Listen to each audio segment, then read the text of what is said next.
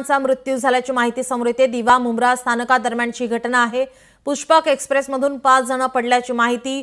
या 5 जणांचा मृत्यू झालेला आहे। दिवा मुंब्रा स्थानकादरम्यानची ही घटना आहे। पुष्पक एक्सप्रेसमधून 5 प्रवासी खाली पडल्याची घटना घडली आहे।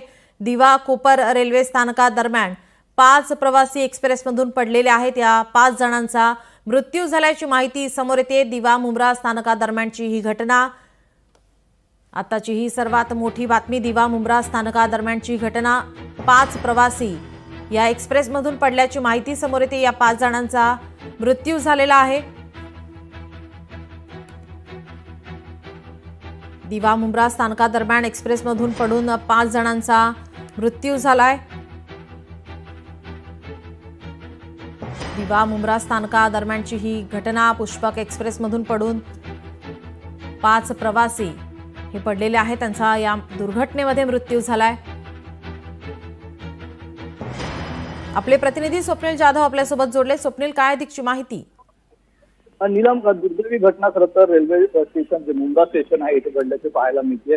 मुंब्रा येथील एका एक्सप्रेस ट्रेन मधून 5 ते 6 प्रवासी हे खाली पडल्याने दगावलेले आहेत। त्याचबरोबर 10 ते 12 प्रवासी पडल्याची माहिती जी आहे प्राथमिक माहिती समोर आली होती।